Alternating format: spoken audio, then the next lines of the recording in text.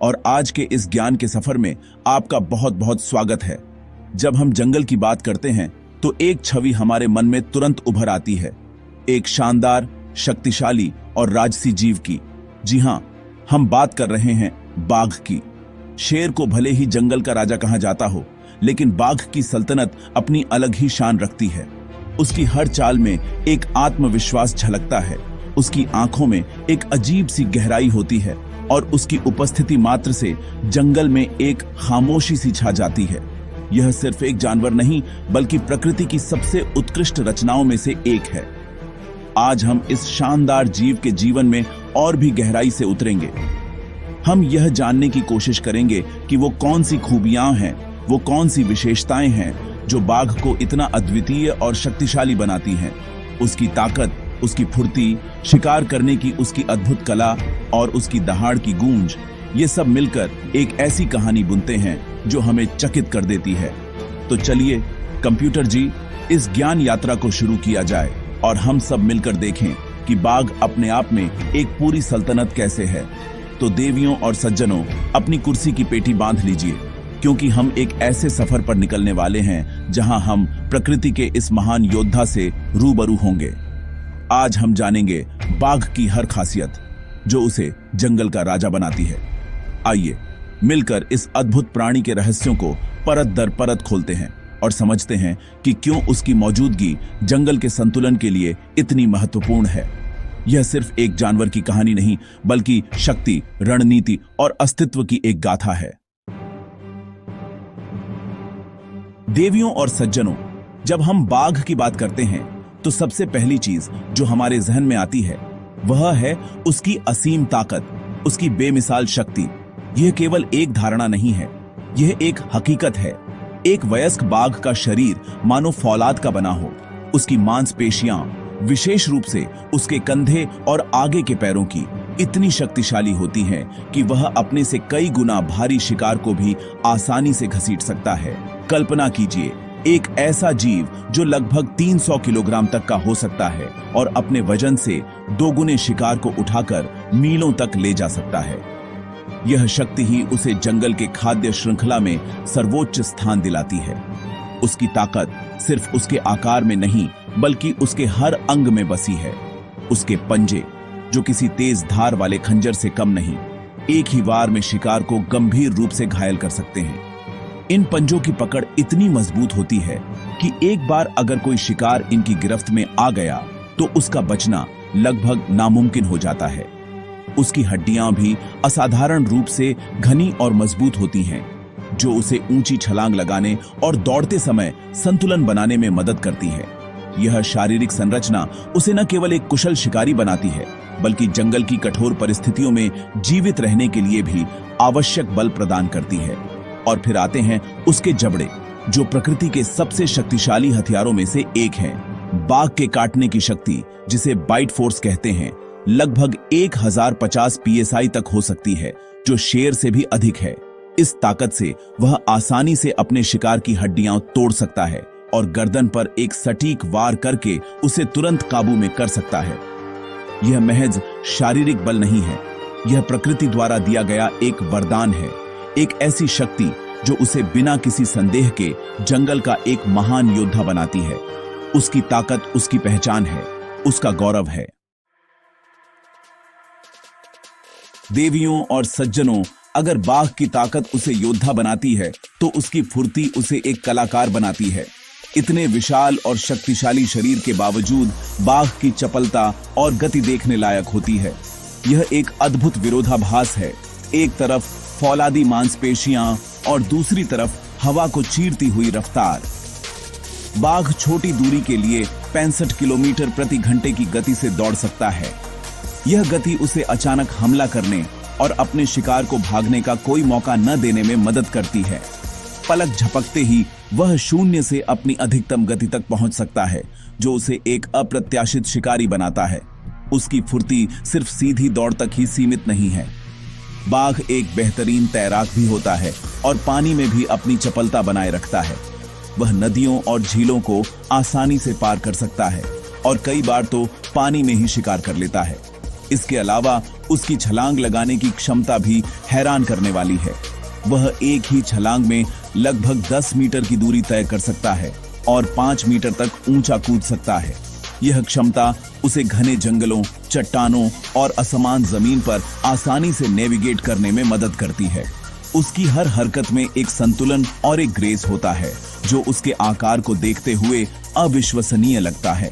यह फुर्ती उसके अस्तित्व के लिए अत्यंत महत्वपूर्ण है। शिकार करते समय उसे न केवल तेज दौड़ना होता है, बल्कि अचानक दिशा बदलना, कूदना और सही समय पर हमला करना होता है। उसकी लचीली रीढ़ की हड्डी और शक्तिशाली पिछले पैर उसे यह अद्भुत चपलता प्रदान करते हैं। जब वह घात लगाकर हमला करता है तो उसकी गति और फुर्ती का संयोजन इतना घातक होता है कि शिकार को संभलने का मौका ही नहीं मिलता। यह फुर्ती ही है जो उसकी ताकत को सही दिशा देती है और उसे जंगल का सबसे कुशल शिकारी बनाती है। शक्ति और गति का यह संगम ही बाघ को वास्तव में अद्वितीय बनाता है। देवियों और सज्जनों, बाघ की ताकत और फुर्ती तो बेमिसाल है ही, लेकिन जो चीज उसे एक महान शिकारी बनाती है वह है उसकी रणनीति, उसकी शिकार करने की अद्भुत कला।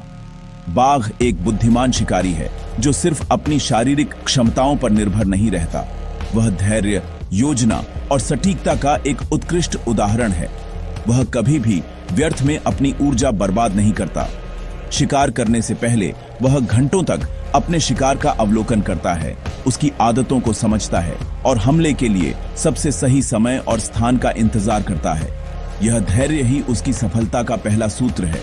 उसकी रणनीति का सबसे महत्वपूर्ण हिस्सा है घात लगाकर हमला करना। वह अपनी धारियों का उपयोग करके घनी झाड़ियों और लंबी घास में इस तरह छिप जाता है कि उसे देख पाना लगभग असंभव हो जाता है। फिर वह चुपके से बिना कोई आवाज किए अपने शिकार के करीब और करीब पहुंचता है। उसके गद्देदार पंजे उसे जमीन पर लगभग खामोशी से चलने में मदद करते हैं। वह हवा की दिशा का भी ध्यान रखता है ताकि उसकी गंध शिकार तक न पहुंचे। जब वह अपने शिकार से कुछ ही मीटर की दूरी पर होता है, तब वह अपनी पूरी ताकत और गति के साथ हमला करता है। यह हमला इतना तेज और अचानक होता है कि शिकार को प्रतिक्रिया करने का समय ही नहीं मिलता। बाघ का हमला भी बहुत रणनीतिक होता है। वह हमेशा शिकार के उस हिस्से पर हमला करने की कोशिश करता है जहां से उसे तुरंत काबू में किया जा सके, जैसे कि गर्दन या गला। अपने शक्तिशाली जबड़ों से वह शिकार की सांस की नली या रीढ़ की हड्डी को तोड़ देता है, जिससे शिकार तुरंत निष्क्रिय हो जाता है। यह तरीका न केवल कुशल है, बल्कि यह सुनिश्चित करता है कि बाघ को कम से कम चोट लगे। शिकार करने की यह पूरी प्रक्रिया अवलोकन से लेकर अंतिम वार तक एक सोची समझी योजना का हिस्सा होती है। यह कोई साधारण हमला नहीं, बल्कि एक विशेषज्ञ द्वारा किया गया सर्जिकल स्ट्राइक होता है। देवियों और सज्जनों, एक महान योद्धा की पहचान न केवल उसके आक्रमण में होती है, बल्कि उसके बचाव और छिपने की कला में भी होती है। और इस कला में बाघ का कोई सानी नहीं है। प्रकृति ने उसे एक ऐसा अद्भुत उपहार दिया है जो उसे जंगल के परिवेश में लगभग अदृश्य बना देता है। उसकी सुनहरी त्वचा पर काली धारियां, यह पैटर्न जिसे हम इतना खूबसूरत समझते हैं, वास्तव में उसके लिए एक बेहतरीन छलावरण का काम करता है। यह कोई रैंडम पैटर्न नहीं है। हर बाघ की धारियां उतनी ही अनूठी होती हैं जितनी कि हमारे फिंगरप्रिंट्स। जंगल में जब सूरज की रोशनी पेड़ों और पत्तियों से छनकर जमीन पर पड़ती है तो वह एक अजीब सा पैटर्न बनाती है, कहीं रोशनी कहीं छाया। बाघ की धारियां ठीक इसी पैटर्न की नकल करती हैं। जब बाघ लंबी घास या घनी झाड़ियों के बीच स्थिर खड़ा होता है तो ये धारियां उसके शरीर की आकृति को तोड़ देती है, जिससे उसे पहचानना बेहद मुश्किल हो जाता है। शिकार जैसे कि हिरण या सांभर, जिनकी दृष्टि रंगों को पहचानने में कमजोर होती है, वे अक्सर अपने सामने खड़े इस शिकारी को देख ही नहीं पाते। यह क्षमता उसे अपने शिकार के बेहद करीब जाने का मौका देती है, बिना अपनी उपस्थिति का एहसास कराए। लेकिन उसकी छिपने की क्षमता सिर्फ उसके रंग रूप तक ही सीमित नहीं है। बाघ अपनी चालाकी और समझदारी का भी पूरा इस्तेमाल करता है। वह जानता है कि जंगल के किस हिस्से में किस समय उसे सबसे अच्छा कवर मिलेगा। वह जमीन के बहुत करीब रहकर अपने शरीर को सिकोड़कर आगे बढ़ता है ताकि उसकी परछाई भी किसी को नजर न आए। वह अपनी हर हरकत को नियंत्रित करता है, हर कदम सोच समझ कर रखता है। यह धैर्य और अनुशासन ही उसे एक अदृश्य शिकारी बनाता है। वह तब तक अदृश्य रहता है जब तक वह हमला करने का फैसला नहीं कर लेता, और जब वह प्रकट होता है तो वह साक्षात मृत्यु का रूप होता है।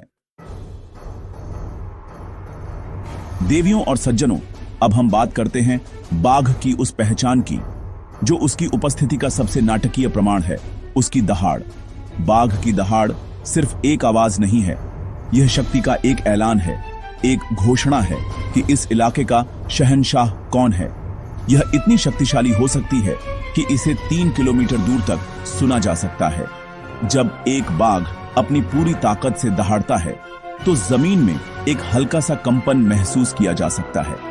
यह दहाड़ दूसरे बाघों को उसके क्षेत्र से दूर रहने की चेतावनी देती है और संभावित साथियों को आकर्षित करने का काम भी करती है।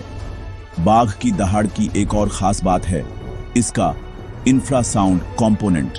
इसका मतलब है कि उसकी दहाड़ में कुछ ऐसी निम्न आवृत्ति वाली ध्वनियां होती हैं जिन्हें हम इंसान तो नहीं सुन सकते, लेकिन दूसरे जानवर महसूस कर सकते हैं। यह इंफ्रासाउंड जानवरों में एक अजीब सा डर और बेचैनी पैदा करता है, भले ही वे दहाड़ की मुख्य आवाज को न सुन पाएं। यह उन्हें मनोवैज्ञानिक रूप से प्रभावित करता है, उन्हें भ्रमित और भयभीत कर देता है। यही कारण है कि बाघ की दहाड़ सुनकर जंगल में एक अजीब सी खामोशी छा जाती है, क्योंकि हर जीव जानता है कि शिकारी आसपास ही है। लेकिन बाघ हमेशा दहाड़ता नहीं है, वह कई अन्य तरह की आवाजें भी निकालता है, जैसे कि गुर्राना, फुफकारना और एक खास तरह की आवाज जिसे पफिंग या चफिंग कहते हैं। यह एक नरम, मैत्रीपूर्ण आवाज होती है जिसे वह दूसरे बाघों या अपने शावकों के साथ संवाद करने के लिए इस्तेमाल करता है। यह दिखाता है कि यह शक्तिशाली जीव केवल एक क्रूर शिकारी ही नहीं, बल्कि एक सामाजिक प्राणी भी है जिसके अपने संवाद के तरीके हैं। लेकिन उसकी दहाड़, उसकी सबसे शक्तिशाली आवाज हमेशा जंगल पर उसके प्रभुत्व का प्रतीक बनी रहेगी। यह एक ऐसी गूंज है जो पीढ़ियों से जंगल के दिल में बसती आई है। तो देवियों और सज्जनों, आज हमने बाघ के जीवन के कुछ पन्नों को पलटा और उसकी उन खूबियों को जाना जो उसे इतना खास बनाती हैं। हमने उसकी असीम ताकत को देखा, उसकी अविश्वसनीय फुर्ती को महसूस किया, उसकी शिकार करने की ब्रिलियंट रणनीति को समझा, उसके छिपने की अद्भुत कला को सराहा और उसकी दहाड़ की गूंज को महसूस किया। यह सब मिलकर एक ऐसे जीव की तस्वीर बनाते हैं जो केवल शक्ति और क्रूरता का प्रतीक नहीं, बल्कि बुद्धि, धैर्य और प्रकृति के साथ एक गहरे संतुलन का भी प्रतीक है। वह जंगल का एक महत्वपूर्ण हिस्सा है, एक ऐसा कीस्टोन स्पीशीज जिसके बिना जंगल का पारिस्थितिकी तंत्र बिखर सकता है। बाघ का अस्तित्व हमें यह याद दिलाता है कि प्रकृति कितनी अद्भुत और जटिल है। हर जीव की अपनी एक भूमिका है, अपना एक महत्व है, लेकिन आज यह शानदार जीव खतरे में है। अवैध शिकार और घटते हुए जंगलों के कारण इनकी संख्या लगातार कम हो रही है। यह हमारी, यानी हम इंसानों की जिम्मेदारी है कि हम इस अनमोल धरोहर को बचाएं। हमें यह समझना होगा कि बाघ को बचाना सिर्फ एक जानवर को बचाना नहीं है, बल्कि पूरे जंगल को, पूरे पारिस्थितिकी तंत्र को और अंततः खुद को बचाने जैसा है। तो ये थी बाघ की खासियतें जो उसे जंगल का असली राजा बनाती हैं। उम्मीद है कि इस सफर में आपको कुछ नया जानने और सीखने को मिला होगा। अगली बार जब आप बाघ की कोई तस्वीर देखें या उसके बारे में पढ़ें, तो उसे सिर्फ एक शिकारी के रूप में न देखें, बल्कि उसे प्रकृति के एक महान इंजीनियर, एक कुशल रणनीतिकार और जंगल के सच्चे संरक्षक के रूप में देखें। ज्ञान का यह सिलसिला यूं ही चलता रहेगा। तब तक के लिए